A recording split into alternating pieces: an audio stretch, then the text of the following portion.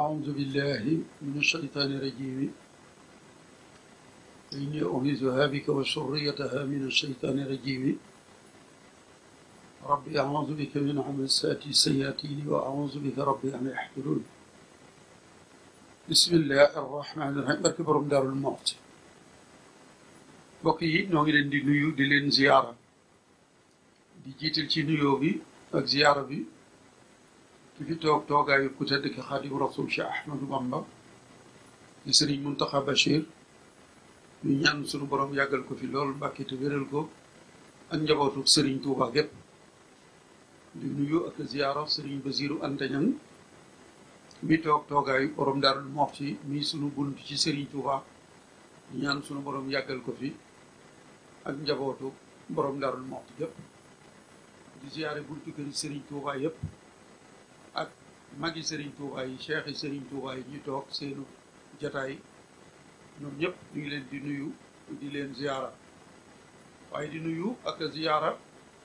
sang bi nga xamante ni sunu borom a ngi jaarale lii ci moom muy Serigne Abdoul Aziz moom Serigne Khadim Awa moom Cheikh Mahamadul Amin moom ku tedd ki Khadim Rasoul Cheikh Ahmadou Bamba di jëmm ju nu sopp di nu yàgg a topp lool ci lu ñuy def di nu ci ñaax maanaam di nu ci encouragé kon noo ngi ñaan ci darajey maamam di tedd yi Cheikh Mahamadul Bachir sunu borom may ko fan wu gudd ak wér-gu-yaram waaye di sant itam jëwriñ ji nga xamante ni moom la ñu boole loon muy sëñ Birane Seck maanaam cantu daayira Jaawaratullah dañu koy jébbal jëwriñ ji ngir mu jottalil na ko bokk yépp di sant bokk yi nga xamante ni ñi ngi jóge ci yeneen i gox ci biir France ngir ñëw teewe si bis bi ci kàddu yu gàtt rek dinañu jéem a tënk li ñu dëxëñ ci téere bi nga xamante ni mooy Cheikh Ahmadou Bamba radiallahu taala anhu Serigne Mouhamadou Moustapha ak Serigne Falilou Mbacké dans les annales secrètes du Coran bu nu noppee itam danañu jox si Omar Ba téere bi nga xamante ni noo ko seq muy ay njuumte wala ay maatey yoo xamante ni bii Rawaan Mbay defoon na ko ci atum junni ak juróom-ñeenti téeméer ak juróom-ñaar fukk ak juróom 1975 da jëmale ko ci sëriñ bi sunu borom baaxee nu ci baaxuk sëriñ bi ba loolee nu jubbanti ko kon loolu danañ ci ñëw di leen sant rek di leen gërëm ndax réewum Sénégal dafa sàkk ndaw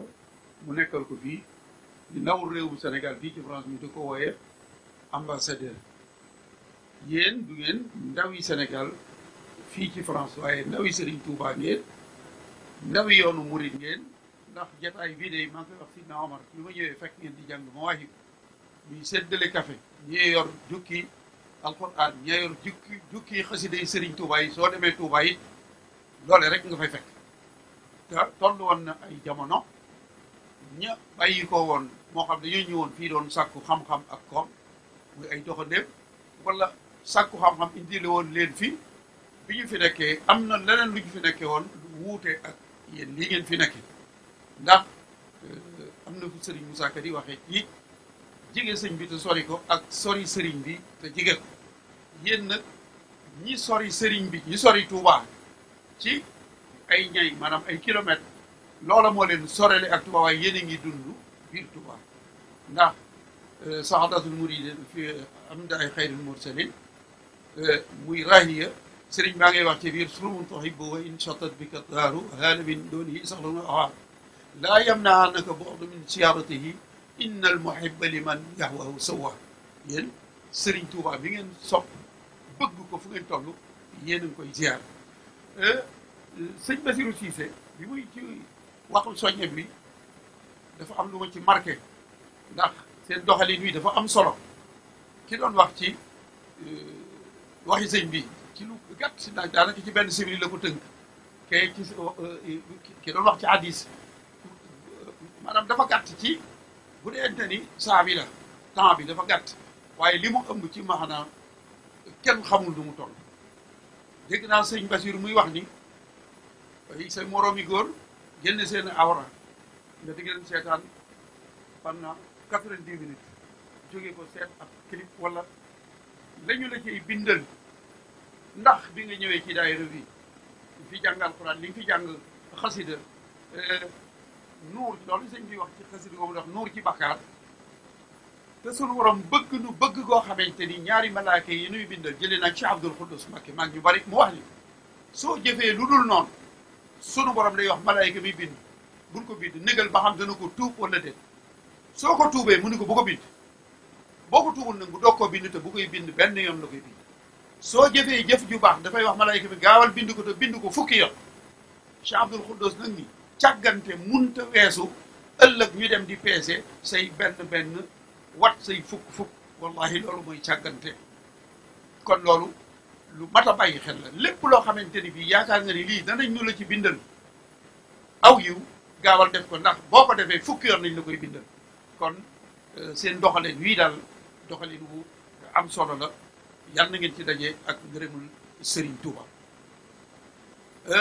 kon nu daal di tënk rek fi ma tàmbalee woon ci Cheikh Abdoul Aziz mu tàmbalee di ma woo di ma nemmeeku ñun ñi ñëpp kenn ku ci nekk da ngaa dëxalante ak Serigne Touba dëxalante boo xamante ni bii ba yowmal xiyam la mooy li tubaab di wax contrat indéterminé bokkut ak contrat déterminé ma gis ñuy toj boppum nit ci ab leader politique toj boppum nit ci mbërum làmb toj boppum nit ci équipe bu football bu ñu gañe wala mbërum làmb daanu dooreel man nag ñu toj sama bopp wala ñu saaga ma wala ñu xas ma ci sëriñ bi ndagam ñee ngi koy def ngir àdduna ngir mbër wala footballkat wala ab leader politique ci wax ju dul noonu lan moo war a tax nu nungu sunu yaakaar yi tey ak ëllëg ay samba sura bali su tekkiwul dara soo xamante ni seen yéene la ñuy wane waaye notaakoon bi fi nekkoon ëppoon leen i ngànnaay ëppoon leen i ay matuwaay jël sëriñ bi génne ko diiru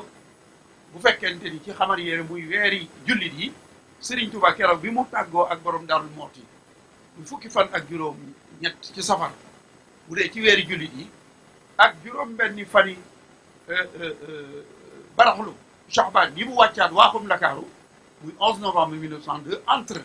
le 10 août 1895 ba le 11 novembre 1902 bu dee ci weeri jullit yi juróom-ñaari at la ak juróomi weer ak fukki fan ak juróom-ñett yoo xamante ni jéem nañoo jël bakkanam nattu nañ ko ñaar téeméeri nattu ak juróom-ñetti fukki nattu ak juróom Serigne Moussa Ka nee na masoon nay wax ak aw nit banaa nattu yiñ ma teg li mu sóoratul Ahwaan lañ teg Serigne Touba sóoratul Ahwaan mooy sóoratu Baqara ñaar téeméeri aaya la ak juróom-ñetti fukki aaya ak juróom kon lii ngeen di def dafay lu am solo lii nu def itam li nu ci jublu Serigne Bassirou Cissé wax na ko dafa am ñuy wax ci yoon wi te lu ñu def ci seen poos moo leen tax di wax ñëw ci ni leen wax leen ci lu waay bëgg a laaj ci diineem wala léegi bareetul ñu koy def wala ñu bàyyi fa la ñu xam dem di waxi leneen nun nag suñu borom dafa dogal en 1978 lañu façon yéene gëstu mboorum sëriñ bi ak mboorum yoon bi muy bëgg am ay defe naa ni ñeent fukki at yi tegal na 1978 sëriñ bi di nu womat ba far mboorum Sénégal mépp gi suñ loxo génne mbirum sëñ d'ailleurs am na ay tom yu mu war a génn ci benn tom bi sax génn muy le Sénégal à travers la presse coloniale notaakoon bi fi nekkoon li mu doon bind ci Sénégal te way ndaray tubaab yi doon denc journaux yooyu tome 1 bi mboorum Lat Joor li tubaab yi bind ci moom de 1862 ba 86 déjà génn na mboorum Bawol dana génn ci semaine bi mën naa wax ni semaine bi wala avant décembre nga xamante ni bii xew-xew ya doon am ci Bawol la ca nekk ci jumlu ci sëñ bi mooy nekkuk sëriñ bi njaareem ak catholique ya ko fa doon fekk ak tubaab ya ko fa doon fekk ña doon wax ni dañuy tukki mu nemmeeku ay touriste te doon bind ci moom la ñu bind lépp mi ngi ci mboorum Bawol moomu ndax Bawol fa la xewee maam Cheikh Anta ajam gi fa mu jaar bi mu ñëwee Marseille délégation ba mu ànd ndax li sëñ Bassirou doon wax dafa bari ci waxtaankati murid yi maanaam déformé ay wax yoo xamante ndax aju maam Cheikh Anta gi journaliste Le Petit Marseillais bi ko doon au mois de mars 1928 la mu ko doon interviewé muy tontu mënut a bokk ak ay nettali yu ñu jëlee feneen téere bi itam tukki maanaam mboorum Serigne Touba li tax ma ni man kët dama doon gëstu Serigne bi ba mu baaxe ma lu bari ci li tubaab bi bind ci moom dafay baax nag ma génne ko ngir bokki taalibe yi man cee jot ndax tukkib Serigne bi Gabon boo ko dee déglu tàmbalee ko ca Ndar juróom-ñett fukki Serigne ak ñeent yàppu kël bu ay yoo xamante ne bi di ko tudd Serigne bi sax mooy ñàkkee war ma li tubaab bi wax manque de respect loo xamante ni dafa meloon ni ku doon bind ay pièces théâtre scénario yoo xamante ni ñun bi ñuy gone loolu lañ gëmoon loolu lañ ñu gëmloo woon sëñ bi mu jëlee xalima gi sëpp ko ci daaj yi dem fekk ñoo xamante ni maam xaalima jaxate ñi nga xamante ni bi sëñ Mor Anta Sali lañ jamonoonte ñoom lañ lay indil naan bi sëñ bi sëppee xalima gi ñu cax ko kenn ku nekk këlb bi da doon mbaw ci sa biir ak ay nu dem ba kenn ñemee tugoo weddi te loolu dara amu ci le 5 septembre 1895 ñaari nit ñu ñuul ñoo nekkoon ci bureau ba muy sëriñ bi ak l'interprète da ngay dégg ñu naan dañoo mayoon waa Ndar 19 personnes pour ñu ñëw assister ko te ñëw mu mel ni conseil bi dañ ko waajal te conseil bi 9 heures la commencé ba 11 heures et demie mu jeex ndax conseil privé ba dafa amoon ñeenti mbir yu mu waroon a waxtaanee ba ci njëkk rek mooy boobu sëriñ bi waaye boo ko toppee da ngay dem ba daal loolee nag ngir jéem koo jubbanti moom la ñu indi ci mbind téere bii juróom-ñaari pàcc la 7 chapitre chapitre bu njëkk bi mooy tukkib sëriñ bi kalaame yi ñu ko doon kalaame rapport yi nga xamante ni bii rek yi ak ñi ñu takkaloon ndombay tànk muy chef de canton yi ak chef de province yi ñoom ñoo doon def ay kalaame di ko jox l'administrateur gox ba ñu nekk ñu di ko jox l'administrateur de Saint-Louis le clerc muy bind di jox le directeur des affaires politiques muy jox le gouverneur mu yónnee le ministre des colonies ñuy archivé di denc ñetti rapport yi ñu njëkk a def bi ci njëkk le 10 juillet le clerc moo ko def bi ci topp mooy bi mu jël see sëriñ bi le 10 août bi mu eggee Saint-Louis le 15 août la def rapport bi mu nettalee ni mu jël see sëriñ bi fi mu jaar soldat yi mu waajaloon ak góor yàlla pël googu nga xamante ni moom lañ doon wax paati te mu dëkk Ngaanaado nga xamante ne rajo dañ ñi tubaab bi gis ngeen sëñ Ahmadou Bamba bi ngeen di jël am na fi góor yàlla pël gu nekk fii ko faatu na ba am ñeenti fan dekki paate la tudd ma nga Ngaana soo demee ci rapport bi ma ngay wax ni booba la yebal mbaa Abdoulou ni leen dem leen jàppi paate ñu jàpp ko keroog lay bokk mujj xam ci moom dara beneen rapport bi ci des mooy rapport bi nga xam ne le directeur des affaires politiques Merlin mi ngi ko def alxames ñaar fukki fan ak juróom-ñeent ci weeru août ba alxames ja dellu see di le 5 septembre 9 heures yi indi seen bi ci bureau bi mu ñëw gouverneur bi am na lu nu directeur des affaires politiques war a gaaral mu daal di jël rapport ba mu bindoon le 29 liir ko ca suuf maanaam jot nañu ay kalaame yu bàyyi koo ci buur Njàmbur président du conseil confédération du Kayar ak yeneen i raj mais agence secret yu wax ni am na sëriñ bi yoo Amadou Bamba wax ba ca fin ba mu ni nag maa ngi sàkku décision bii may jël ngeen intérieur ko ñoom ñëpp kenn ku nekk signé mais ca biir le secrétaire archiviste ñuy wax Superville wax na ni Amadou Bamba wax nañu ko li ñu koy duural tontu na lan moo tax annexé wuñ ko ci rapport bi doo ko ci fekk loolu yëpp mu ngi ci téere bi bato bi jël si sëriñ bi nga xamante ni da ngay dégg gars yi di leen nettali mu mel ni sëriñ bi mu bàyyi ko Ndakaaru jëm Gabon dafa def weer wala ñaari weer ci yoon bi fenn fu ne yóbbu nañ ko Sao Tomé et Principe maanaam lu ne wax nañ ko ci alors que bato bi mu ngi jóge Le Havre ñëw Bordeaux jóge Bordeaux ñëw Dakar le 20 le 21 mu jóge fi ñetti escale la def mu ngi njëkk escale Conakry jóge fa escale Grand Bassam jóge fa Porte Noire Dahomey le 21 la bàyyi ko Ndakaaru le 2 octobre le sëriñ bi wàcc ci waaxu Libreville entre le 21 ak le 2 ñu guddal ko ñu nekkoon ci bato bi manifeste baa ngi bi waaye tubaab bi jàpp na sëriñ bi sëriñ bi muy dem kenn manifesté wu ko ci bato bi ndax benn waay la bu ñu jàpp boobu dañuy dem sànki ko mu noppi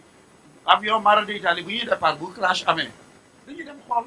manifeste ba ña ca départoon ñu xam ne ñii ñoo ci faat wala mais sëñ bi tubaab yi dafa départ rek ñu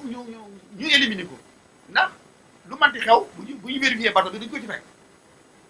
mu dem moom ñoom li gën a jafe ci mboorum sëriñ bi mooy la doon xew Gabon lenn luñ ci bind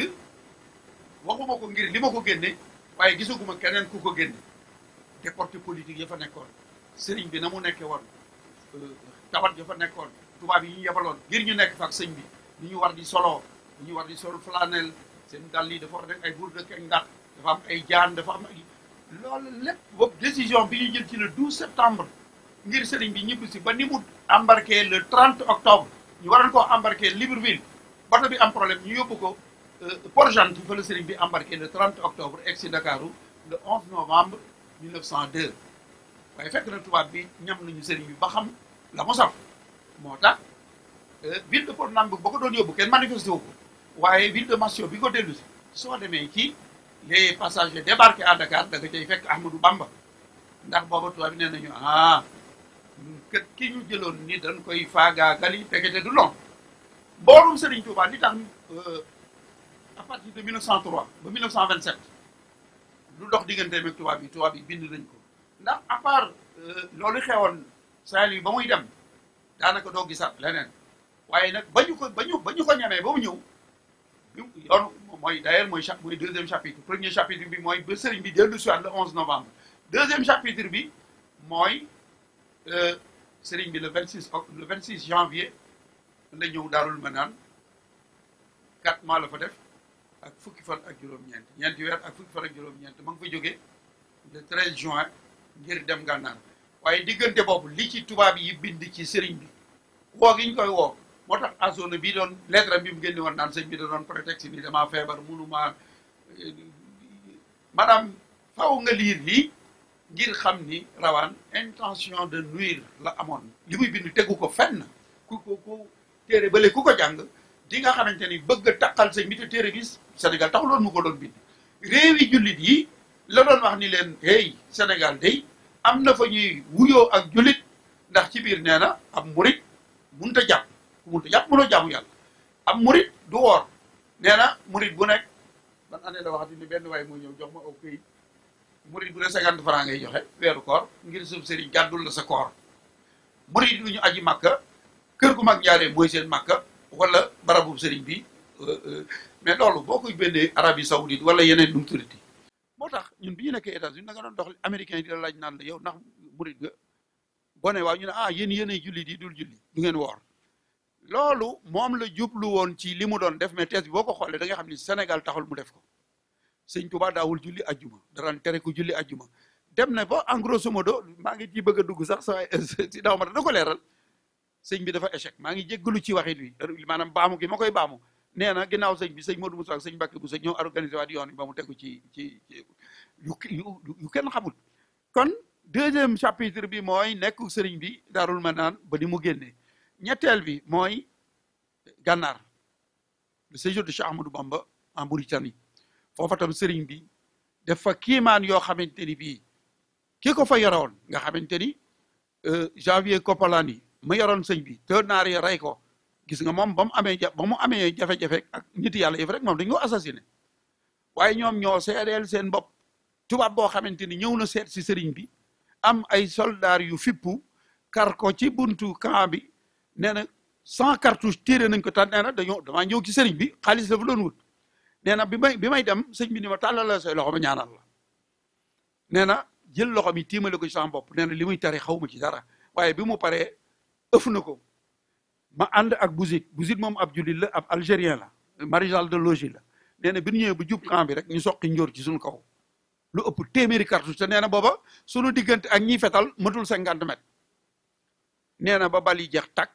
bal laalul Bouzid nee na Bouzid gestu ma ni ma giri Ahmadou Bamba ga de moo tax sax titre ba le giri de Ahmadou Bamba la ci mu ni ko Bouzid ni ko xanaa xam nga ni giri Ahmadou Bamba de moonu tey faatu tubaab bi ni ko waaw man de xaalis laa fa doon wut joxuma ko waaye li ma jox moo ma gënal xaalis ndax moo tee ma faatu mais sëñ bi loolu ab taalibe bind ko Mbàkke bind ko te kooku bi sëriñ bi làqoo mu nekk France la ko def ci journal di nettali lu doxoon digganteem ak sëriñ bi bañ fa jógee ñu ñëw ci yéen Jolof moom itam soo demee ci erreur et inexactitude la mu fa duural sëñ bi nga xam dañu wutoon seen raj yu fa nekk lu xew foofa fanaan si ci ñoom bañ fa jógee muy fukki at ak juróomi njaaree mi nga xamante ni sëñ bi muy laaj ñaar fukk ak juróom-ñett yi nga xamante dajale woon nañ ci juróomi million ngir jumaay Tuubaa ji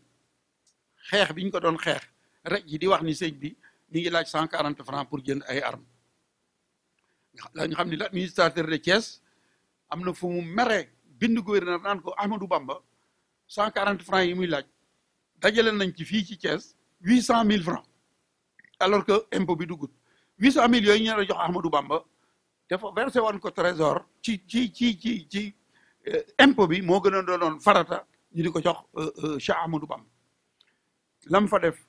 demande d'autorisation jumaay Tuuba bi sëñ Mbàkke Buso bind ak bi sëñ Balla Coro bind en français fi sëriñ bi jaar yëpp ba ni mu tànnee ñibbi ci borom dëkkaale ji ak boromam sëñ Modou Moustapha ñu yóbbu sëriñ bi Tuuba mooy 5e épisode bi 5e chapitre bi 6e bi mooy Cheikh Moustapha gannaaw sëriñ bi jàmbaar jooju nga xamante ni faw jëfam nga yër li ci tubaab yi bind ndax bari nañu naan Touba titre foncier la sëñ Modou Moustapha moo ko bàyyee maanaam bàyyi boobu am nañu koy wax musuñu mais ci biir téere bi demande ba fa mu jaar ña ko doon gàllankoor di wax ni duñ ko jox ndax 400 hectares la demandé woon ñu ni 20 hectares la ñu war a joxe te un commerçant buy fay patente lañ ko war a jox waaye stratégie sëñ Modou Moustapha ni mu def bi sëriñ bi làqoo mu woo Paal l'administrateur de Diourbel dénk ko gaali xaalis bi ñu nekk ca nga xamante ni sëriñ bi ci ak nekkam tubaab bi dañoo mas a wax ni njaareem la ñu koy denc loolu moo tax va-nu-pieds yi jamono yi ñu naan sëñ bi nekkul Touba ma nga njaareem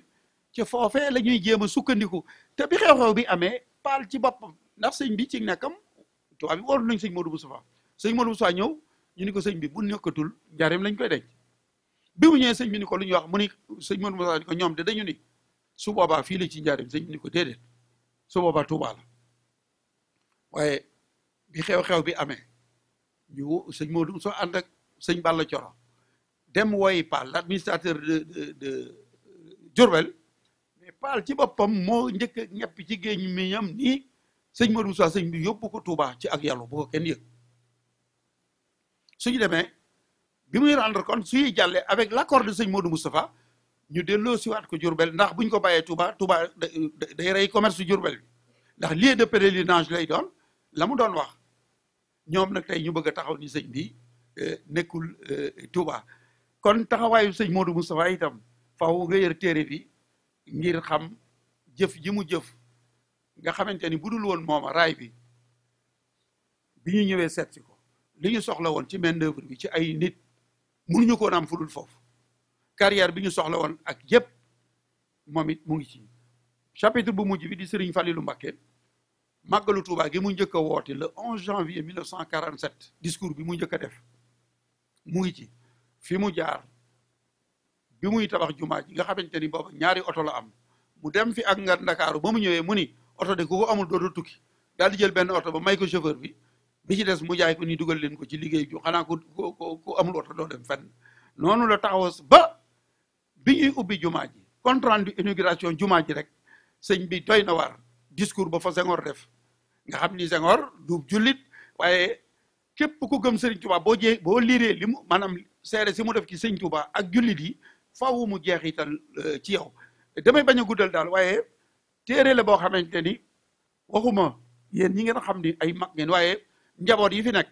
day baax lool ñu ngeeju ci ndax gis ngeen xanaa waaru ngeen mbir xew na yéen waa Touba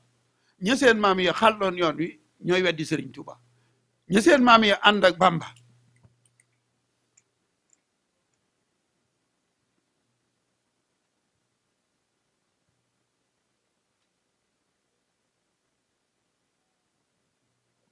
maa ngi jégalu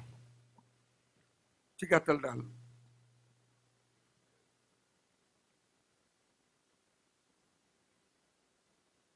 Samba Sourabal si jóg tey dañoo yeex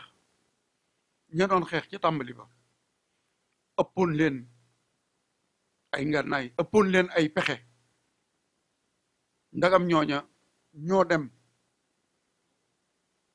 am na journal bu doon génn fii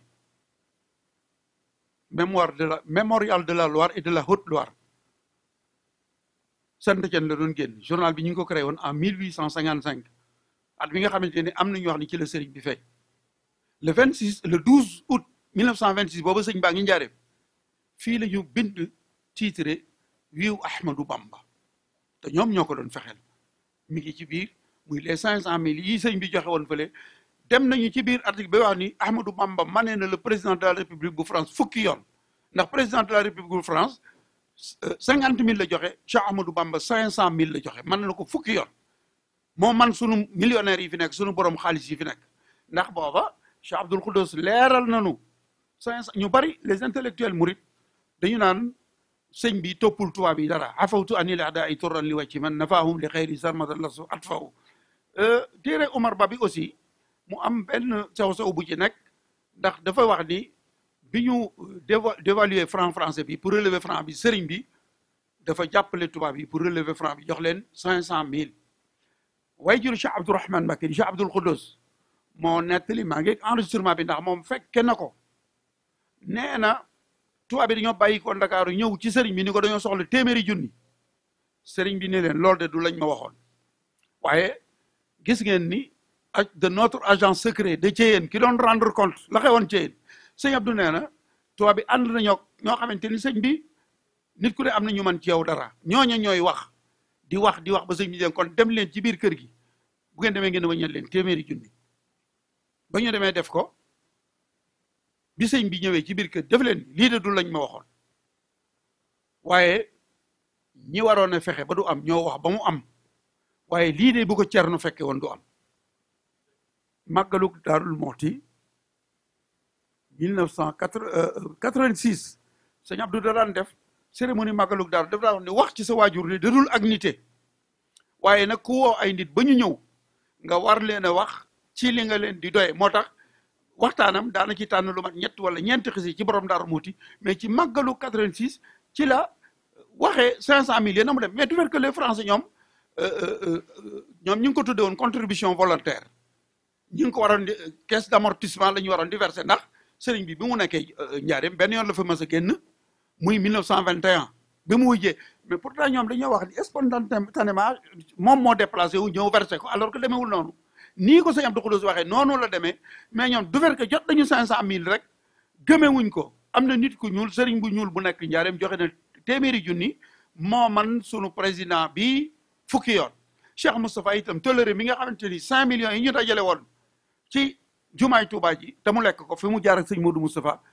mu def citation directe gars yi jàppale ko Ndakaaru mu bàyyi ba mu retraité mu ñëw fekk si ko fii jugement yaag yëpp ngi ci maa ngi jégalu ndax mel na ni maa ngi bëgg a guddal waaye ci gàttal daal loolu moo nekk ci téere bi ñeenti téeméeri xët la yu manqué ñett 397 pages la di 5 chapitres mu mel ni dina baax lool ngir ndaw yi juddoo fii ñoom gànnaayu ci ba ëllëg ku taxaw wax ci sëñ bi lu dul loolu moo xam tukki bi la moo xam lu man di doon ñoom danañu mën a taxaw ni loola kat nekkul ndax téere bi lu ci dil ay commentaire jógewul ci man li ci des yëpp facsimilé laa ko def nañu ko indee woon noonu duñ ni maa ko bind wala maa ko laal kon maa ngi leen di sant di leen gërëm te dellu di leen ñaanal rek yal na ngeen dajeeg ngërëmul Sëriñ Tuuba jërë ngeen jëf.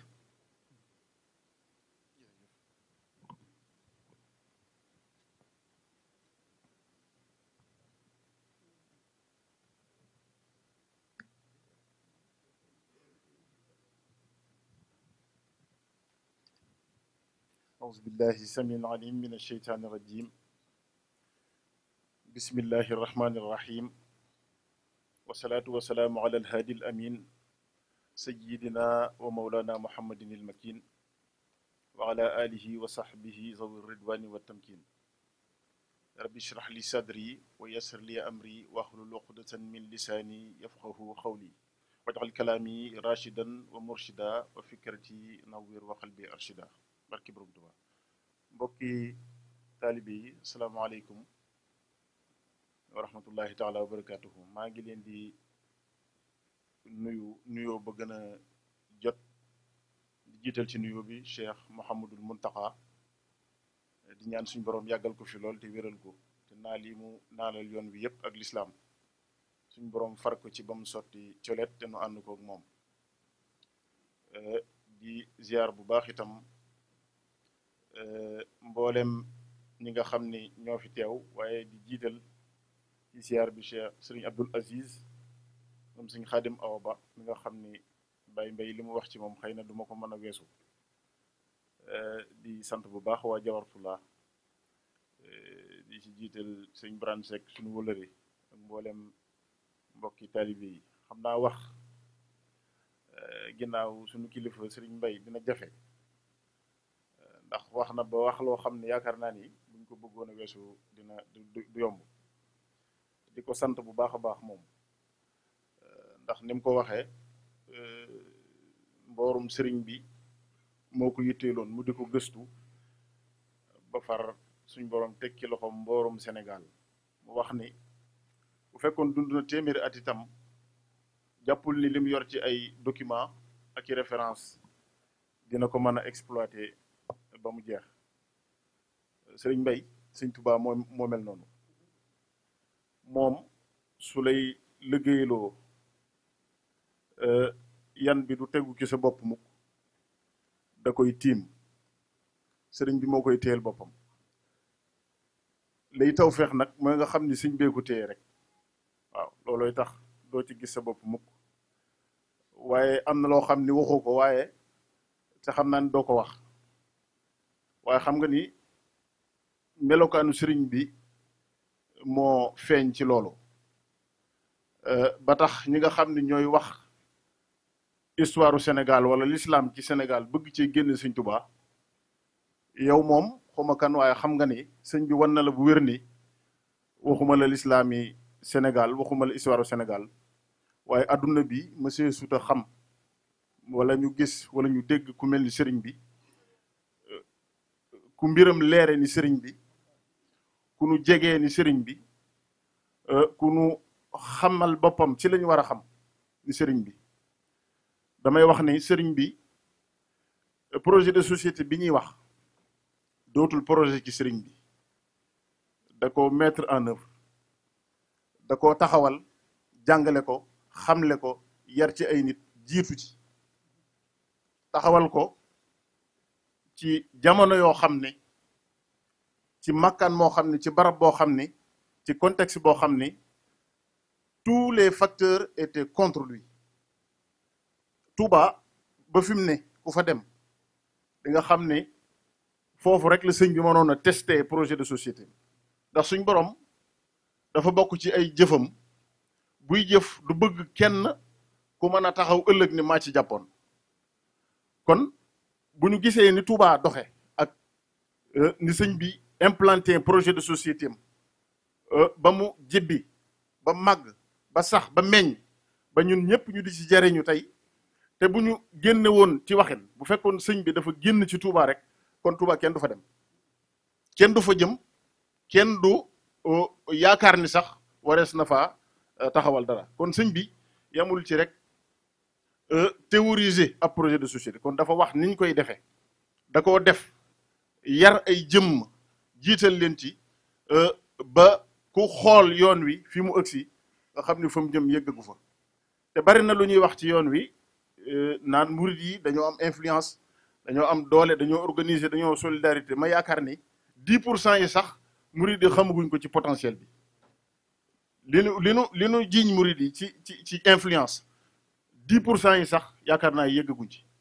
kon fi yoon wi jëm mbirum sëñ bi fi mu jëm yëggagu fa te dafa am lu mu wax lu nuru lu yomba dégg muy mboolem ñi nga xam ne ñu ngi may xiise ak di ma soxore ak di ma wan ak mbañeel wala ñuy contour sama mbir nañu xam ne la ma doon wut ci sama borom am naa ko la ma doon wut ci sama borom am naa ko te sëriñ bi li mu doon wut ci boromam amaana kenn xamu ko ci ñun ndax bi mu fiy jógee mel na ni fu ku baax di egg fu lu baax di egg am na fa yegg na fa soo ko laxasaayu wuti li muy wuti ci boromam kon ki nga xam ne moo taxaw di wax ni sëñ bi di ci teg leneen kooku dafa ñàkk tawféex loolu moo sabab bi ñu doxee ba yam ci mbind moo xam ni ki ko bind boole na yu bari Baye Mbaye wax na ba wax ak tayeef loolu sax day dugg ci ñàkk tawféex tey di waxal sëriñ bi wala nga di ko sosal wala nga di ko inventé loo xam ne amul loolu day dugg ci ñàkk tawféex kon bu ñu nee erreur et inexactitude ñaari yëpp ñàkk tawféex ko koy waral tayeef gi soog a ñëw maanaam ki juum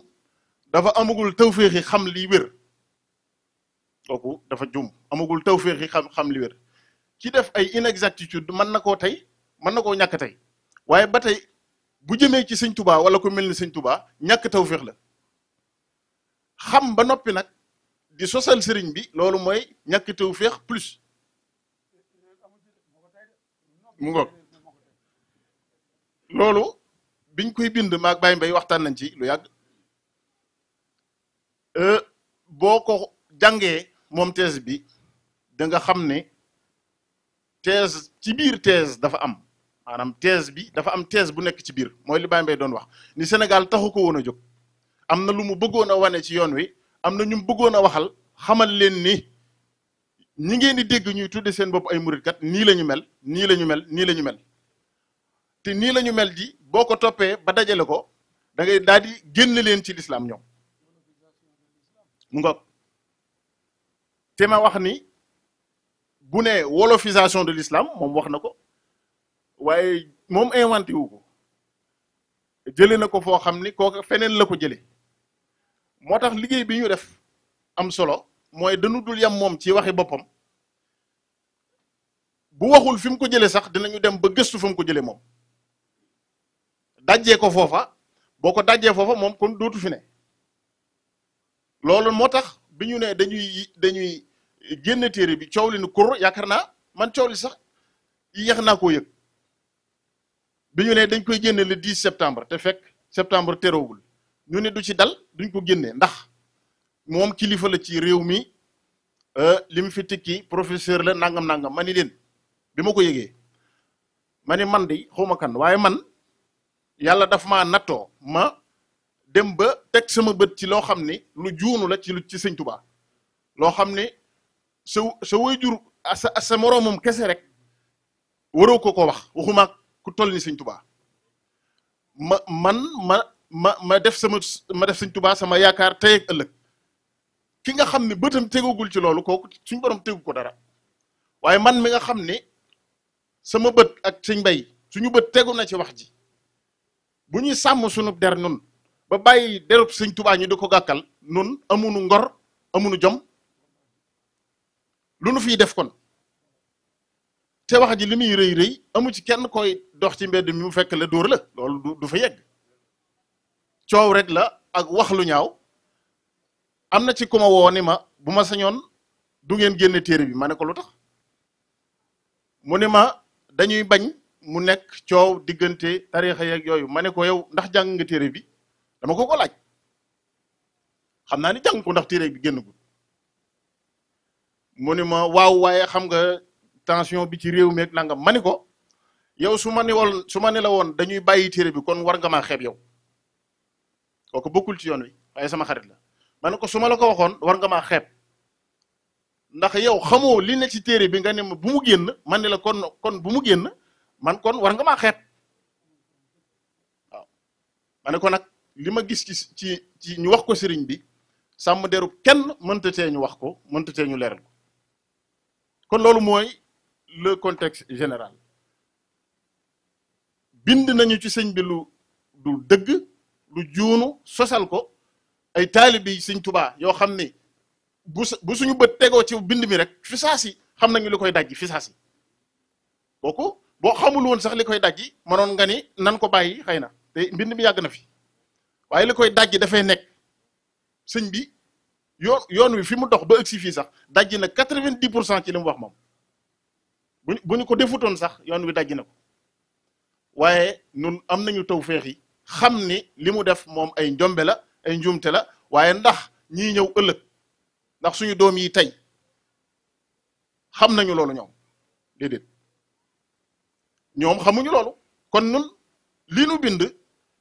amaana sax njariñ li mën naa bañ a feeñ tey waaye bu fekkoon téeméer wala ñaar téeméer at ci gannaaw sax te duñu fi fekk loolu waroon nañu def ko beneen bi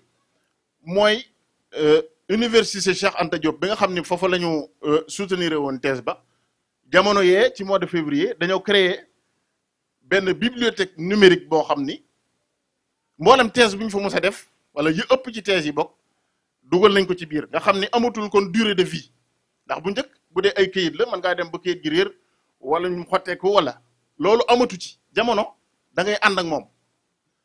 boo bindee turam moom mi bind thèse bi thèse ba mooy nekk ca kaw recherche yi thèse bi nga xam ni ci la waxal sëñ Tuubaa li mu wax waaw kon loolu tax na itam ñu ni ginnaaw thèse bi defee ne ñu bindi wàcc fii itam da ciy baax bu ko defee nun wóor nañu ni suñu pas-pas ci sëñ Tuubaa dara mënu koo yëngal dara mënu koo kooj day gën di wow kay waaye ku koy yolomal wala ku koy ficci moom amul waaye ndax ñun lii nu am ci tawfeex ñii ñëw danañ ko am loolu mooy ba ca topp sëñ Tuubaa di bindaakoon boo xam ne xamuñu ku bind lim bind xamaguñu ko ñu bind ci moom loo xam ni ci Sénégal xamuñu ku ñu bind ci moom li ñu bind ci moom Sénégal la bëgg a yam ngir maandu kon moom bind dafa nekk au début et au milieu et à l'éternité de sa mission maanaam bind day loo xam ni dafa bokk ci mission Sëñ Tuubaa loolu sax moo tax xëy na bind gi ci moom bari ndax suñ borom ni ma ko waxee sànq buy jëf dafa xajul ci dara moom suñ borom ba bu sottee fa muy sottee faaw am lu loolu la ñu ko jàppee waaye kon bind moom xawma kan noo ko war a ginnaawal waaye nun taalibe yi waruñu ci bokk waaw kon loolu beneen la ba ca topp tamit mooy li nga xam ni moo ci gën a tee doyati waar ndax bu fekkee ay date la maanaam conseil privé bi le 5 septembre la mu ni le 9 la loolu moom mën naa bañ a garaaw ndax comme kayit yaa ngi fi loolu taxut mu garaaw na waaye taxut mu garaaw na nag ci universitaire bu toll ni mu toll waaye li nga xam ni moo ci gën a doy waar mooy day wax loo xam ne buñ jàppee wax jooju ci moom rek lañ koy mus a dégg nag maanaam wax ji am na loo xam ni ci moom lañu koy mus a déggee maanaam bi sëñ bi di dem Touba fële Dakaru wax na ni taalibe yi dañoo ñëw ni sëñ bi du fi jógee jël di sànnee xeer autorité yi ba daanaka maanaam wax ci wax joo xam ne boo xoolee ak murit rek da ngay xam ne moom moo ko waxal boppam ndax sëñ bi kilifa gi mu doon ci taalibe yi sëñ bi ñu woo ko muy dem te dem booba du dem contrainte boo xam ni dañ koy yóbbuwaat wala yooyu ci defar wala woon digganteem ak tubaab yi ci boppam ñoo ko sàkk woon mu ngoog William Ponty kon sëñ bi bu fekkoon kuy nangu teraanga la wala yooyu dañ naan xëy na dañoo bëgg a defaroo ak moom ku mel noonu ca Dakar mu ngoog voilà en 1921 ñu yàpp sëñ bi yàpp gu toll ni di ñëw di gàllankoor dem gi bay sànni ay xeer te sëñ bi taxaw waaw mu ngoog mu ni Lat Joor ñëw na Daarul Manaan 1903 te Lat Joor 1886 la génn àdduna waaw loolu moom yooyu mën naa bañ a garaaw waaye li gën a garaaw mooy mu waxal sëriñ bi ci njàngaleem moom sëñ bi loo xam ni c'est le contraire li sëñ bi jàngale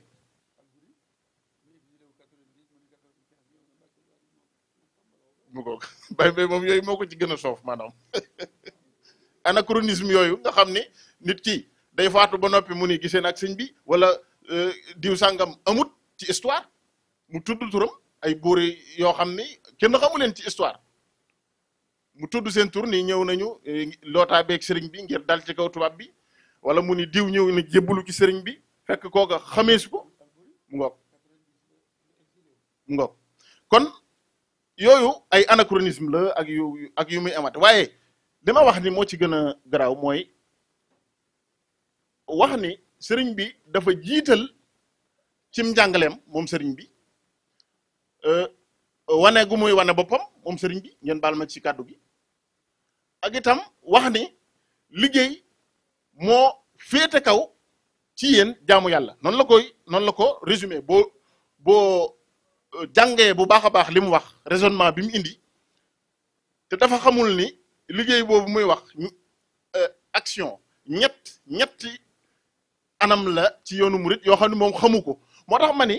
am na ci loo xam ni ñàkk xam moo ko lan waaw xidma xamul mooy lan amal xamul mooy lan kasbul xalaal xamul mooy lan te ñetti yëpp jëf la waaye moom dañi rek liggéey ci tool yeeg nangam liggéeyal sëriñ bi moom ku ko def rek sëñ bi war loolu la di jaamu yàlla moom ngir yow te sëñ bi mës a bind loolu sëñ bi ku mës a ñëw ci moom noo mën a toll at yoo mën a am li ñu lay njëkk a xamal mooy say obligation individuelle nga xam ni li la war sa digganteeg sa borom da nga koy xam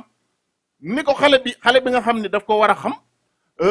ñu tàmbali koo togg jëf ki nga xam ni am na 20 ans 30 ans ki xam ni 70 ans la ñëw ci sëñ bi ñoo ñëpp sëñ bi amoon na ay méthodes yoo xam ni ñoom la leen di xamale seen diine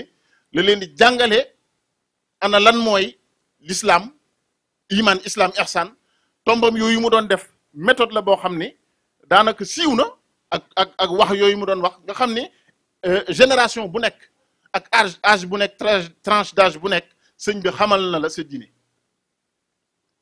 kon mu wax ni kon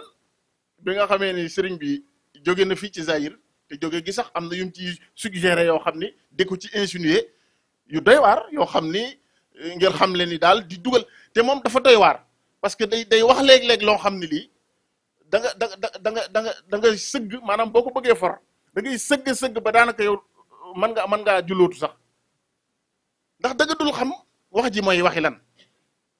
waaw tegu ko ci référence tegu ko ci benn delluwaay xanaa waxi boppam ne ko sëñ Thierno Mouride Sadio waxe woon ni léeg-léeg day wax nga xam ni moom mi mooy wax te kenn laaju ko xalaatam ci thèse waaw kon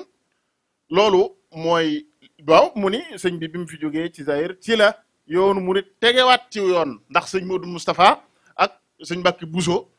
ñoom ñoo lijjanti ba tegaat yoon wi ci yoon te ñooñu di produit yi sëñ Touba yoo xam ne nu ñu mel sëñ Touba la amul logique maanaam bu fekkoon da ngaa jël diine teg ko ne sax ak pas-pas ki nga xam ne moo indi xalaatam indi philosophie am indi idéologie am nga gën ko koo xam yow ba teg nit ñi ci yoon woom leen mënutoon a teg loolu ku ne xam na ni yàq ko tax a jóg kon nag buñ ko toppee dana gudd waaye li wér daal mooy bi ñu liggéeyee liggéey bi ba noppi man li ma ci jàngate mooy nun Sénégal yàlla danoon cat danoo topp ci sëñ Touba cat danoo topp ci sëriñ bi lu kéemaane la waaye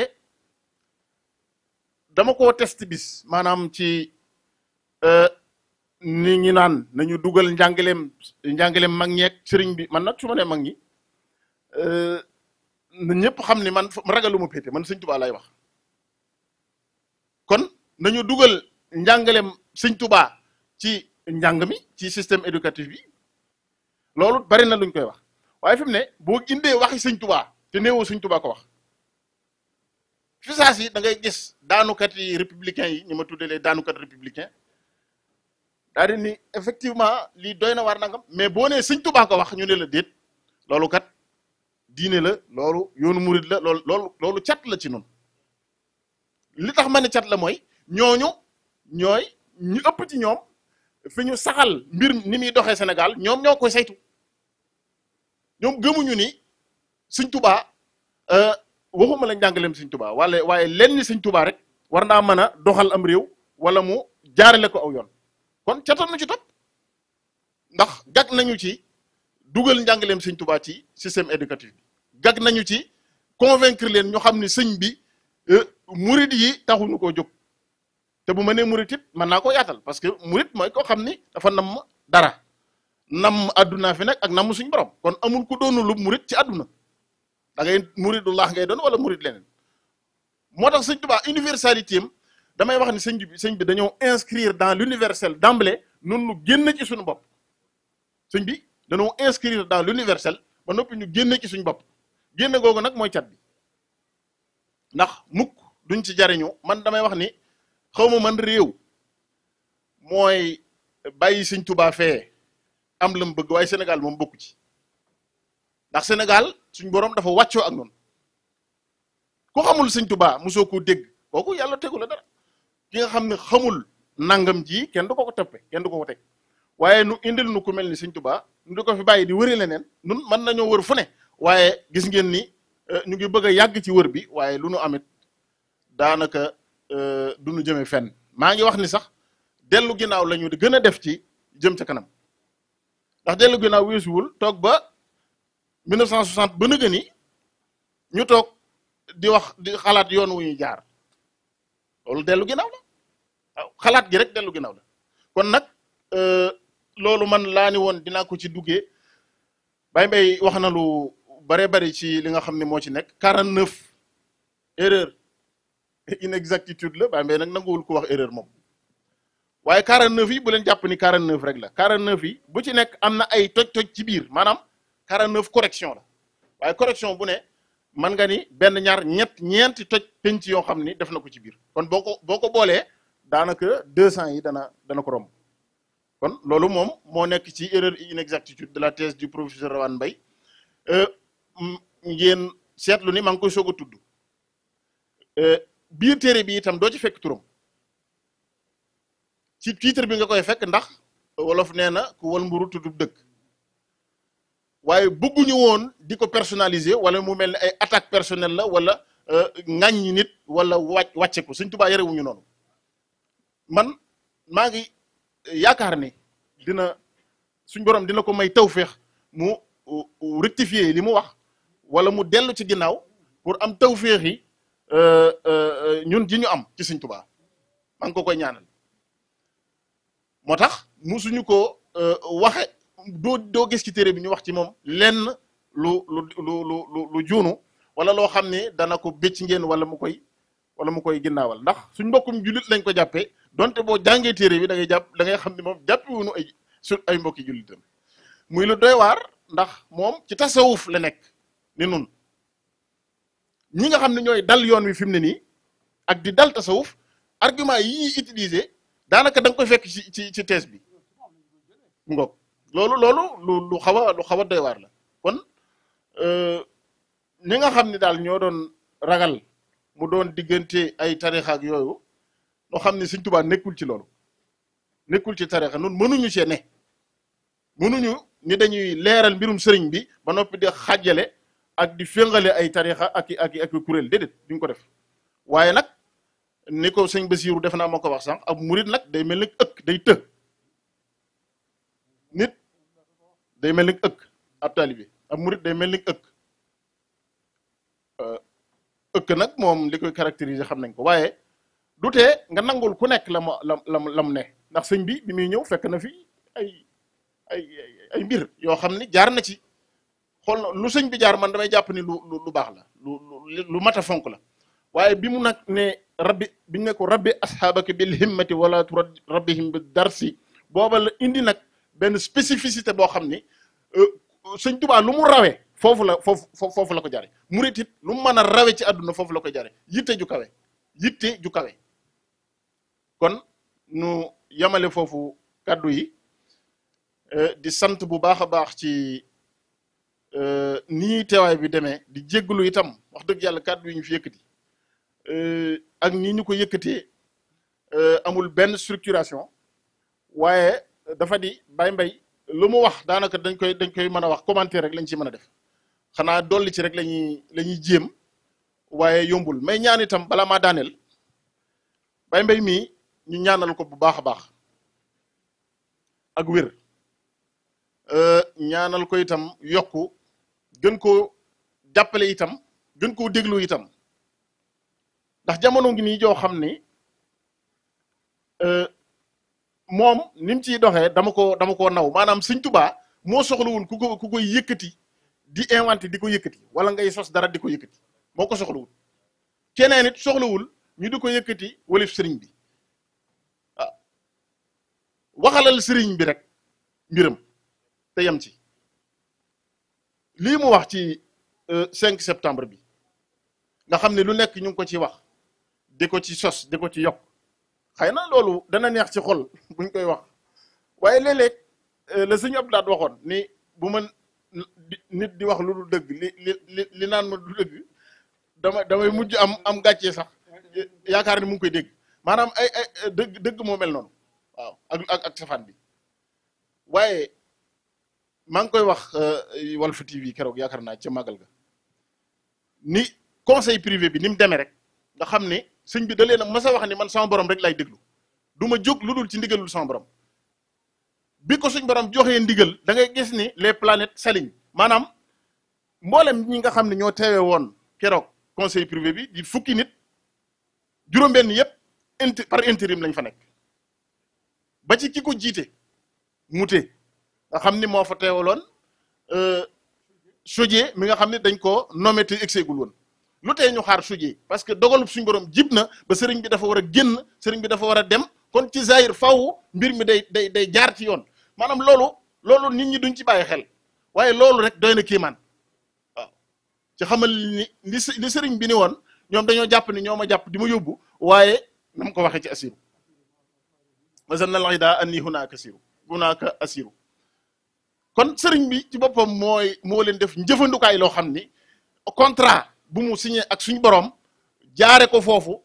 la waaye du ñoom loo xam ne dañ koo jël di ko teg sëriñ bi ndax ni ko Baye Mbaye waxee biñ koy yóbbu ñoom dañoo jàppandi genn waaye li ñuy yóbbu rek yoo xam ni du dellu si ndax mosuñoo yóbbu ku dellu si moo tax ci manifeste bi gisoo ci turam waaye bi muy dellu si le 11 novembre 1902 turam mu ngi ci manifeste bi bind nañ ko ci noir sur blanc te ba muy dem binduñu ko ndax jàppuñu ni kuy dem di dellu si la kon ginnaaw du kuy dem di dellu si jërul ñuy sonn ci moom ñi nga xam ni sax doon nañu wax ni tubaab bi dañoo bind lettre naan sëñ bi jóge na feek yooyu Baye Mbaye mii day wax ni lettre boobu sax ña ko bindoon duy tubaab ñu nekk ci réew mi ñoo ko bind ngir démobiliser talibé yi waaye tubaab bi ñoom bañ yóbboo sëñ bi lañ jàpp ni du dellu si kon am na loo xam ni jërul ñu ci sonn waaw kon kii lañu am kii mooy sëñ Tuubaa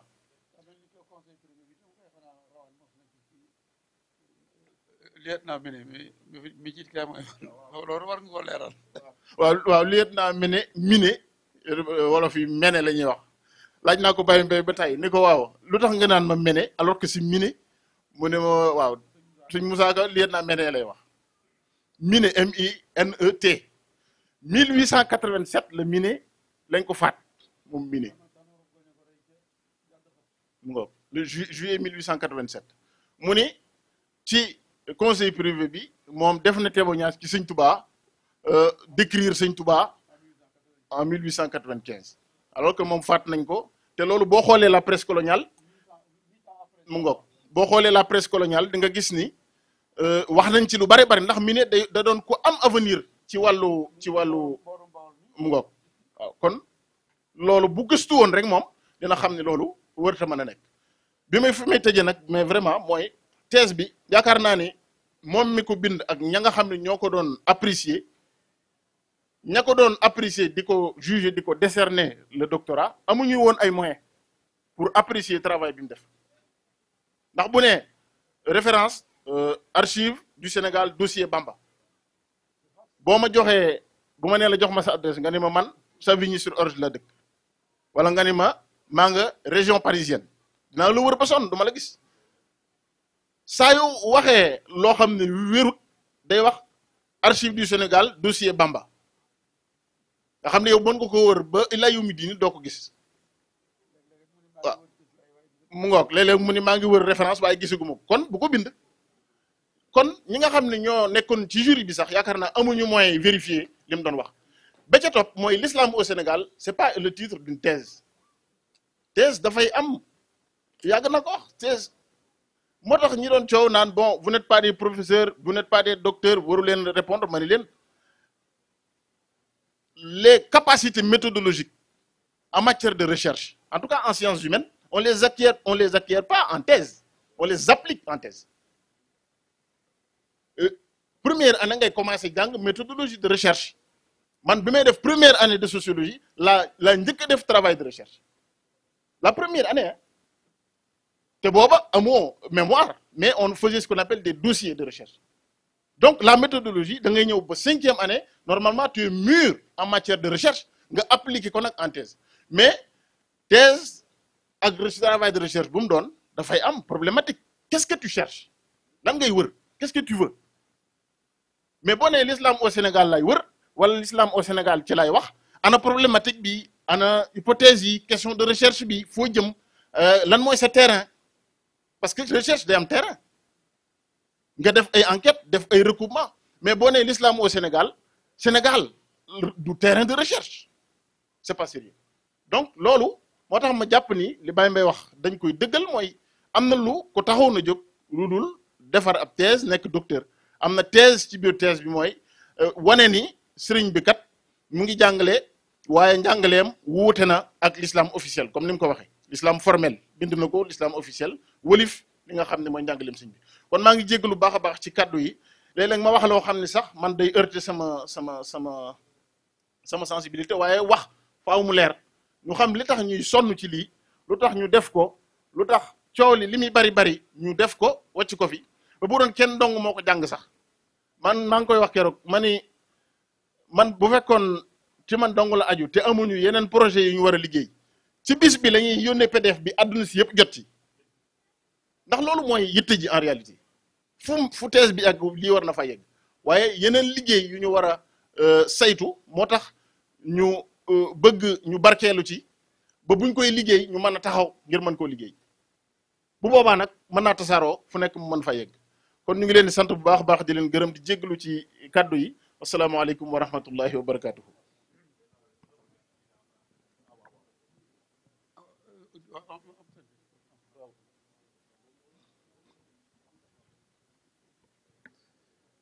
Voilà, auzu billahi minash shaitanir rajim, bismillahir rahmanir rahim. Donc, j'étais en train d'expliquer en wolof le pourquoi de ce travail de recherche que nous avons mené, parce que c'est un véritable travail de recherche, que cet ouvrage qui s'intitule Erreurs et inexactitudes de la thèse du professeur Rawane Mbaye sur les parties concernant Cheikh Ahmadou Bamba. Un travail de recherche qui, me semble-t-il, n'aurait pas eu raison d'exister si un autre travail de recherche avait été fait correctement. Cette thèse qui s'intitule L'Islam au Sénégal et qui a été publiée au cours de l'année académique 1975-1976 à l'Université de Dakar au département arabe. Parce que cette thèse comporte une somme d'erreurs et d'inexactitudes, certaines erreurs, comme le dit Baye Mbaye Guèye Sylla, ne sont pas finalement des erreurs, parce que c'est une volonté de nuire, selon lui, et parfois, on le sent. On sent que, nonobstant le fait qu'il ignore un certain nombre de choses sur les fondamentaux de la Mouridia, il insinue, il invente un certain nombre de choses qu'il attribue à Cheikh Ahmadou Bamba. Notamment le fait de dire que Cheikh Ahmadou Bamba a bâti ses enseignements sur ce qu'ils appellent le personnalisme. C'est un terme qu'il a utilisé. Et le mysticisme, le personnalisme, c'est quoi? C'est de montrer aux autres sa propre personne en leur faisant oublier les enseignements de l'islam. Il ignore en disant cela que Cheikh Ahmadou Bamba s'est adressé à chaque génération venue lui faire allégeance. Les plus jeunes, les moins jeunes, les plus âgés. Il a toujours eu une technique d'éducation spécifique pour enseigner aux disciples leurs obligations individuelles en matière de religion, en leur expliquant que le soufisme, qui est considéré par l'auteur de la thèse comme du mysticisme, comme du personnalisme. En réalité, le soufisme est une composante essentielle de la religion musulmane. Cheikh Ahmadou Bamba nous dit que l'islam, la religion musulmane, se compose de 3 éléments fondamentaux. Iman, la foi, Islam, l'accomplissement des actes cultuels, Ihsan, la perfection ou le perfectionnement spirituel. Et c'est fondamental, le perfectionnement spirituel, c'est d'adorer Dieu comme si on le voyait, car si nous ne le voyons pas, lui, il nous voit. Il me semble que, plus même que la foi, c'est le fait d'adorer Dieu comme si nous le voyons qui est fondamental. Parce que si ça manque en islam, si ça manque en islam, il me semble que les 2 autres éléments peuvent être remis en cause. Donc, il ne comprend pas que Cheikh Ahmadou Bamba, en réalité, quand il parle d'action, il vise 3 types d'actions. La khidma, qui est le service. Kasbul halal, qui est le travail pour gagner sa vie. C'est une action aussi. Al-amal. Quand Cheikh Ahmadou Bamba parle de Al-amal, l'action aussi, c'est l'accomplissement de ce qu'on a appris en matière de science. Donc, c'est 3 types d'actions que l'auteur de la thèse ne perçoit pas, qu'il ne comprend pas, qu'il n'a pas saisi dans l'enseignement de Cheikh Ahmadou Bamba. Donc, la khidma, pour lui, la khidma se résume à aller travailler au champ et à substituer ce travail champêtre les enseignements canoniques de l'islam. Ce que Cheikh Ahmadou Bamba n'a jamais dit. C'est donc une thèse qui comporte près de 200 erreurs, parce que 49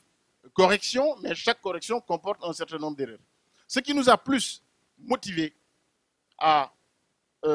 rédiger ce travail de clarification, parce que moi je ne dirais pas réponse, tontu. Non, c'est de la clarification. Parce que Cheikh Ahmadou Bamba n'a pas besoin qu'on essaie de le hisser au-dessus des autres. Il est déjà, selon lui, hissé au-dessus par le Seigneur. Donc nous sommes qui pour essayer de hisser Cheikh Ahmadou Bamba? Non. Lui-même qui a écrit la thèse a essayé de déprécier le travail de Cheikh Ahmadou Bamba en élevant d'autres que nous n'avons jamais cités. Ce n'est pas l'objectif. Et ces autres-là n'ont pas besoin de ça non plus.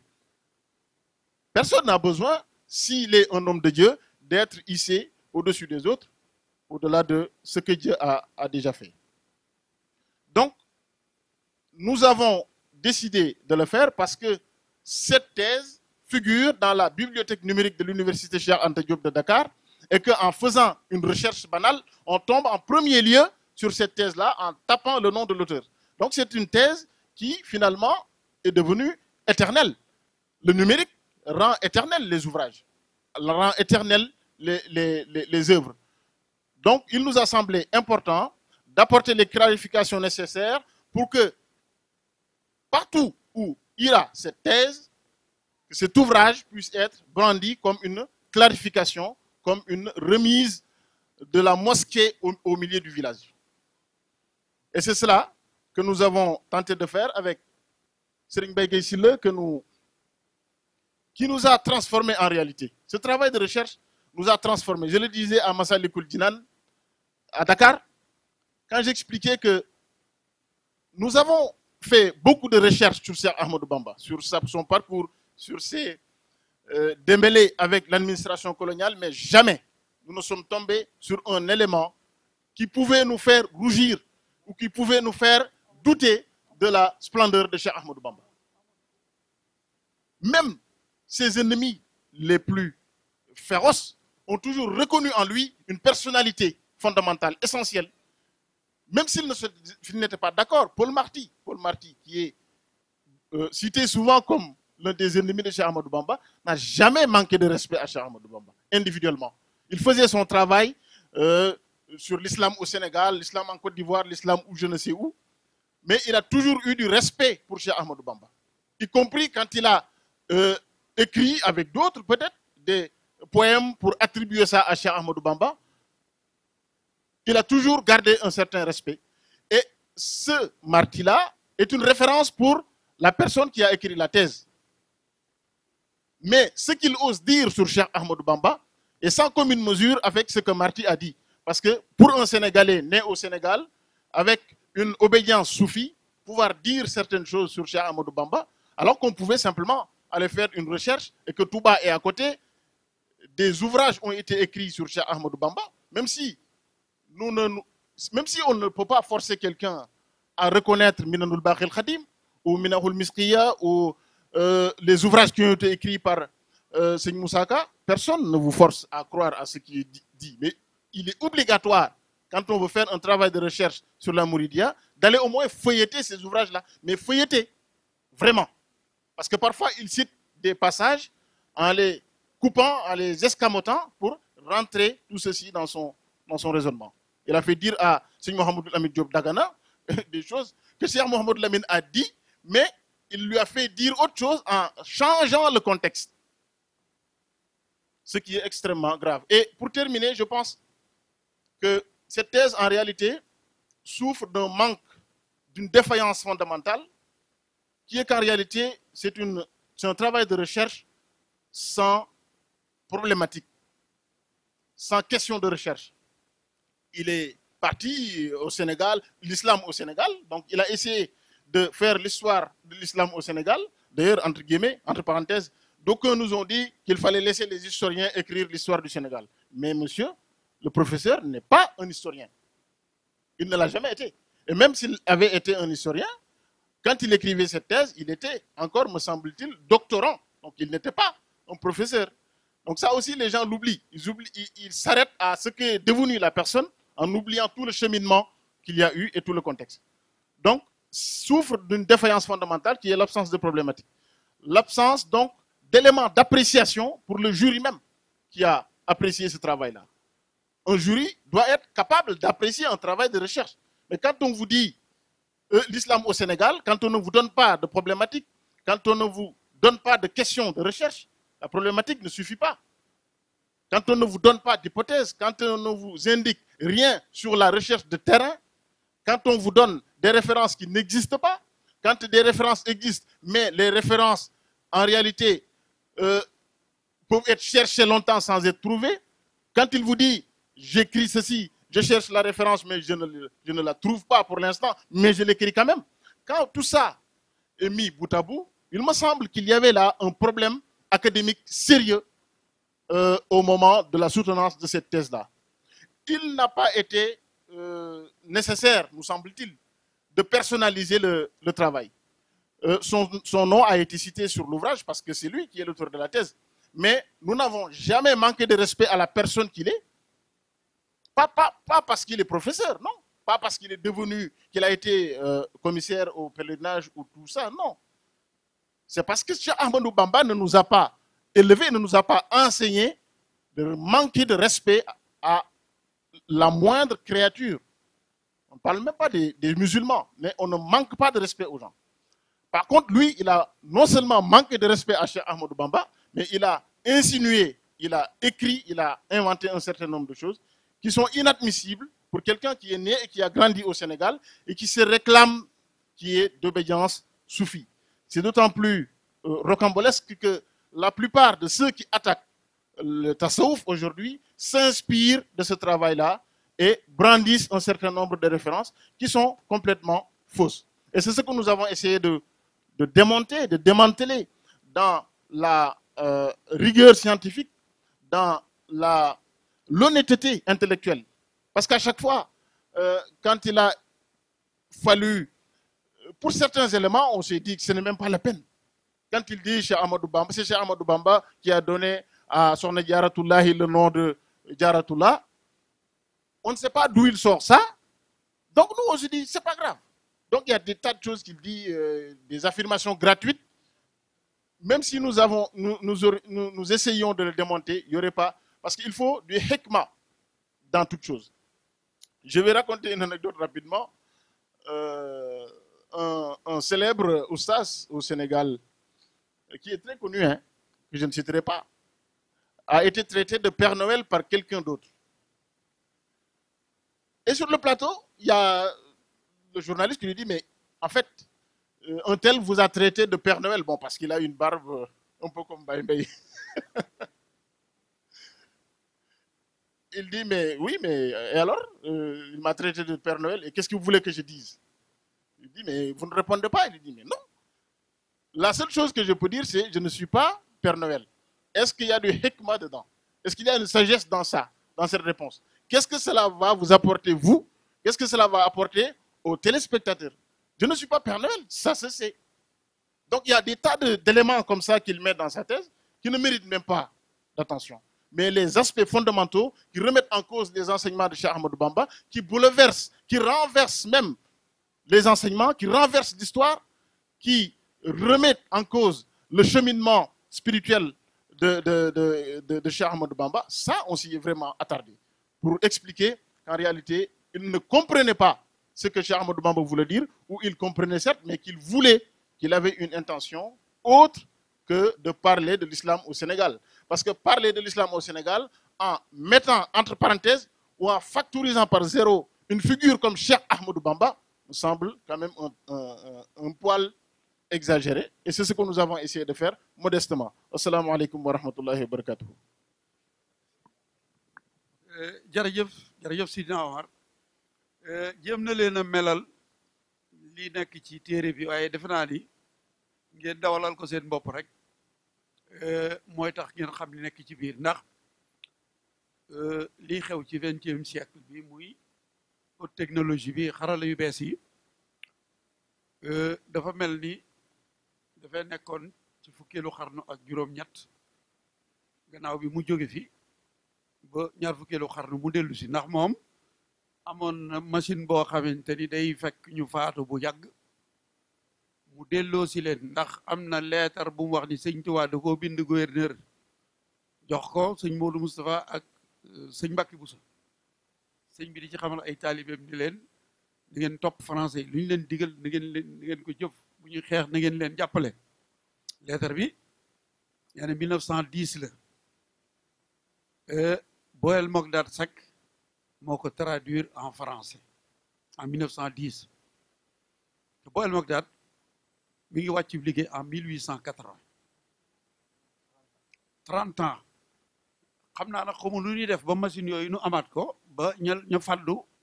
ñu mën leen a delloo si ndax li tax ma ni dafa am ku ñuy wax ni ab intellectuel nga dafa am maanaam xamoo te xamoo ni xamoo dafa doy waar ku faatu 1880 nga delloo si ko te loolu du ci benn am na beneen lettre bu ñu moomaleel Cheikh Sidiye maanaam li ci rekk lépp daal mu ne su ko wax moom daal amoon na machine boobu dafa daan delloo si ña faatu ba noppi ñu jëf maa ngi koy wax léegi kenn ku nekk xam ne ni Buur ba Jolof Alburi Njaay atum junneeg juróom-ñetti téeméer ak juróom-ñeent fukk 1890 la gàddaay dem Dooso nee na ànd na ak Samba Lawbe en 1895 ñëw jébbalu ci sëñ Touba Mbakke Bari nga xam ni vraiment bu ñu ko bëggee wax ni ay erreur la mais sëñ bi maa tey la du erreur dafa am loo xamante ni bii mënuñu ko mu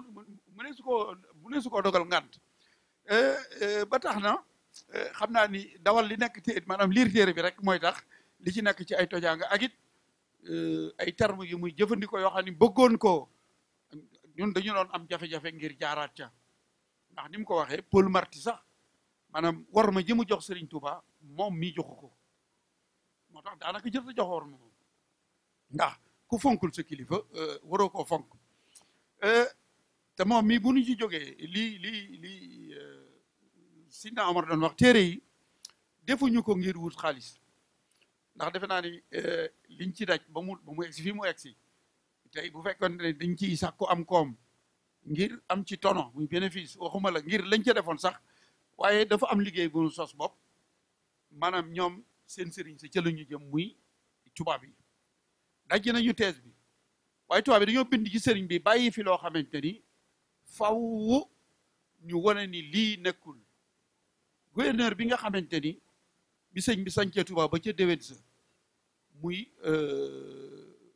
Clément Thomas ca moom la ñuy tàmbalee ndax nee na Tanoorub Goñ xaritu sëñ Tuubaa la woon dafa daan jàppale sëñ Tuubaa di ko jox am koom ak yooyu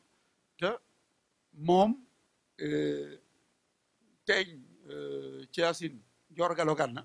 ma signante woon ak tubaab bi en 1883 que Lat Joor dootul dugg Bawol moom moo deeti doon teeñ Bawol ay ndonoom ay sëtam ñoo koy donnante waaye na leen signé ni Lat Joor dootu fa dugg ba mu ko signé 83 7 ans lañ ca teg ñu folli ko fal Teeñ Tanoor mi reyoon au mois de mai 1887 mu jëf bi gouverneur Clément Thomas ñëwee sëñ bi sañ ci Touba ba ca déwén sa kalaame yi bari mu ñëw ni sëñ bi dàqal mbooloo mi ñu dem sëñ bi gàntal moom moo joxe woon ndigal ni canton bu am murit nekk nañ leen dàq génne leen sëñ Ibrahima Sarr Ndiaye ñoom la daloon Bilal ci jamono yonent bi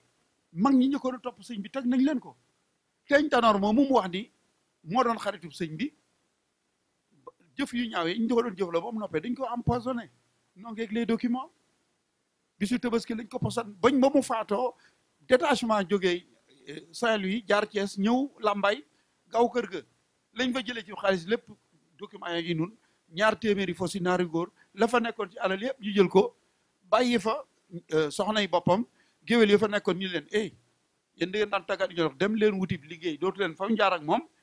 te moom léegi dañu ni moom xaritum Sëriñ Tuubaa ndax Sëriñ Tuubaa dafa bëggoon maanaam Sëriñ Tuubaa daa bëggoon a falu àddina loolu la ñu war a njëkk a daj Sëriñ Tuubaa dafa bëggoon a doon dammeel Kajoor sottiwul mu ñëw bëgg a teeñ doon teeñ Bawol wala mu fal moo tax moo fal Teeñ Tanoor te sëñ Moussa Ka ni ca moment la Teeñ Tanoor kalaame seexi Bawol ngir bëgg a far l'islam yi jarbaat ba moo jébbul woon dem tuubi ndeyam di jooy mu naa ko tuubi ruubi Cheikh Babacar Thiargane Sëriñ Mor Mali Sëriñ Aliou Diouf Lambaye jëlee ko daane nga xamante ni taxawaay bu mu taxawoon loolu nag liggéey boobu nag ngir mu dox danoo bëgg lépp loo xam ne wecceeku nañ ko ci téere yi dugal ko fi ndax daal génération bay ñëw nun bu nuy faatu li ma ko wax nee naa ko man li ma yore ci ay document su ma doon dund téeméeri at yi mënu ma ko fee exploité waaye lépp loo xamante ne suñu borom baaxe nanu comme mun ko mën a génnee ngir baaxe ko génération bi ñëw danañu ko def téere bi 397 pages la 30 euros lañ koy weccee ko ba 20 pages la 20 euros lañ koy weccee ko incha allah bi bu ñuy dellu Sénégal danañ wax ak jëwriñ nom 220 pages la wax 227 pages la waaw léegi danañu wax ak jëwriñ bàyyi fi li mu téere yoo xamante ni bii danoo bëgg ndax li ngeen wax léegi makkaan mii di makkaanum Serigne Touba ngeen ci fay weer wu jot 2000 euros téere bu ñu fi bàyyi nombre bi moom lañ koy jox moo xam ku mu koy bàyyee téere bu ci jar nañ ci juróomi euro dugal ko ci liggéeyu Serigne Touba bi maanaam lu ñu jaay 35 euros 30 euros 25 euros yi lañ fi bàyyi 5 euros yi ñu dugal ko ci liggéey bi bee tam bu ñu ci jaay 20 euros 5 euros yi ñu dugal ko ci liggéey bi mu mel ni surtout maam Cheikh Anta egsi na koy ziare bu baax a baax bu suma bëgg neexut it waaw sëñ Amady comme ni daal nuru sëñ Sidi Njaay lool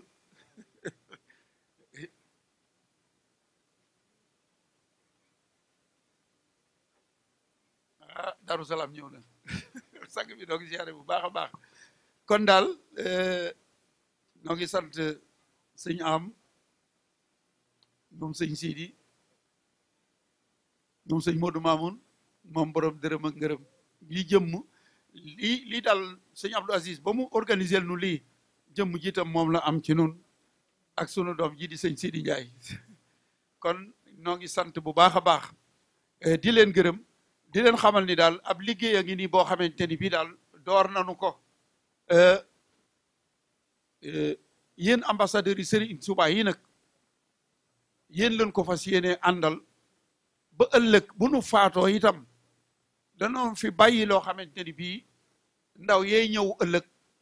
képp ku jóg ngir bëgg a wax ci sëriñ bi lu dul noona danañu am delluwaay yoo xamante ni bii danañu ko mën a dajji waaye na ngeen seentu ni daal bu soobee yàlla lii ci rawaan mbay la waaye maanaam notaakoon yi fi nekkoon yàlla baax na li nu dajale ci li ñu wax ci sëñ bi ci lu newul ndax dafa mel ni thèse bi sëñ bi doon wax ni xaar leen ba yor lu ngeen ko dajee liñ ko maanaam fi mu maanaam jëmm ji su ma waxee ci moom day mel ni ragalante ginnaaw waaye daa mel ni sëñ Tuubaa moom ma ko joxoñ ni ma ànd ci ak moom mu doonoon koo xam itam sant naa ko gërëm ko ndax lu ñu fi dajji lu ne danaan ma déet bay mbay loolu ana luñ koy dajjee sëñ Tuubaa danaan jëlal ma nga ne ma jël ni ko mu ngi noonu nga xamante ni tey bu fekkonte ni dajji nañ ci loolu ñoom mën nañoo indi lu weddi loolu dañ koy indi waaye mënuñu ko li ñu fi wax lépp lu ñu ko fi dajje dañoo indi lañ ko dajjee annexe yi daanaka moo ëpp livre bi ba tax na liggéey bi nga xamante ni bii door nañ ko maag moom daal mooy lépp loo xamante ni bi bindoon nañ ko wala ñu wax ko ci sëriñ bi te loola di lu jubul moo xam tubaab la ndax Paul Marty bi ñu defub delluwaay Paul Marty bindul ci sëñ lu dul ay xaside yu ñu ko jox ay faxat madame Ponti ak yu mel noonu waaye amul fenn foo xamante ni la nga xamante ni fukki fan ak juróom ci baraxlu keroog bi sëriñ bi jógee Ndakaaru bi mu wàccee Ndakaaru jël saxaar ba ko maam Cheikh Anta teeroo mu ñëw Ndar yónni borom dërëm ak ngërëm Cheikh Issa Dieng ni ko demal wooli ma Cerno kere sëñ Matar Samba Diop mi ànd ak moom nee na bokk na ci la ko sëñ bi wax ni ko Cerno de dem naa ba ñëw indi naa sëriñ bu mag waaye rusuma ko topp sama mbor de ndax bàyyiwuma fa genn caali tubaab bi tey bu sëriñ Touba ni woon kañ lay ñibbi kañ ndax am na fi day déporté yoo xamante ni seen i lettre ngi fi woon ñaaw nañ ci te taxul la ñu bëggoon ñu am ko waaye sëriñ Touba day maa ngi bëgg yàgg ñeent fukki at ci way ndaray tubaab yi waaye gisuma fenn loo xamante dama naan lii de moom naa ko nëbb bu ko kenn gis maanaam dañ lay wax loo xam ne ree daf lay jàpp ndax bu ñuy bind ni sëriñ bi mu nekkee Daarul Manaan dañoo jël ab armée bi sox yee njëkkee soq yi ci la sëñ bi nangoo génn joxe boppam alors que rapport yi nga xam ne ñi doon gérer sëriñ bi génn na ñetti fan détachement bi bàyyi ko woon Tiwaawoon muy 200 soldats bu nañuy jox la 100 cartouches muy 20 000 cartouches sëñ bi génn na ba dem njaareem ànd ak Soose Sow ak ma Abdoulo dem le dimanche le 14 jël train li Tiwaawoon dem Ndar le 15 le 16 le détachement bi di doog a egsi comment dirais-je Daarul Manaan kon boo gisee tubaab bu bind ni dañoo ñëw ba ñuy soqente ay sox ak yooyu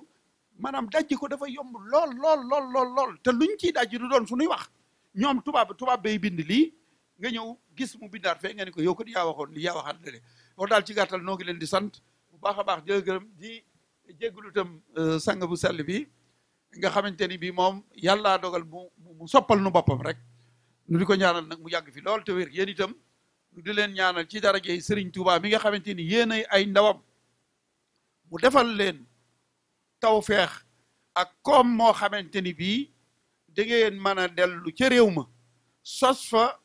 barabi liggéeyukaay yooyu ndawi réew mi soxla liggéey di ngeen leen mën a liggéeyloo te du tee ngeen wéyal liggéeyu Serigne Touba bi ngeen di wéy loolu faaw mu am sëñ Touba du leen seetaan sëñ Touba ñimewul bor dafa am pay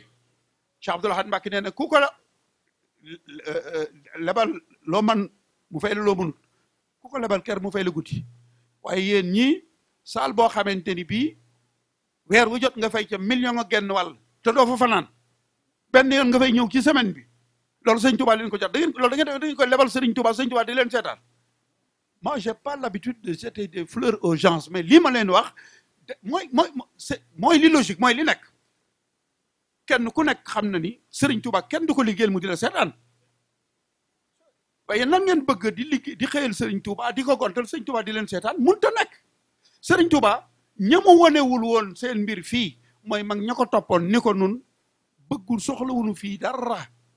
li nu la liggéeyal ëllëg lañ koy yittewoo ay Serigne Massamba Diop Sam ñoom ak ñooñu ñi jaayante woon ak moom ci loolu waaye yéen ndaw yii ñëw fii di liggéey li ngeen liggéeyal Serigne Touba du fii ngeen koy añee déedéet da ngeen dellu si Sénégal indaale fa ay xéewal la fa manqué muy xëy ndaw ya ngeen sàkkal leen ay xëy di liggéeyal liggéeyal Serigne Touba bi man de am naa ci yaakaar ndax daal Serigne Touba fii maa ngi fi ñëw en 1980 sosoog murid gi fii ak mouvement islamique des mourides d'Europe fii la ma fekk intellectuel ya ma fi fekkaloon tool da ngay karawaatu takk sa bëli di lekk say di rouler say air maanaam yéen ngeen indi fii la révolution culturelle booba yéen seen i turi doom seen maanaam li ma doon wax ci yéen Touba ngeen di dund fii dund Touba du nekk biir Touba te mun taa ñooñe de ay murid la ñu woon waaye nag ci yéen la Serigne Touba ni kat ini uxaatibu nasara turra boobee mu doon wax mag ñi defe noon sëñ bay dellu si déedéet yéen a ngi nii yéen a dellu si waat ci ñi juddul woon Louis Guillaume Moutet mi présidé woon conseil privé bu 5 septembre Marseille gee mu wote woon mbootu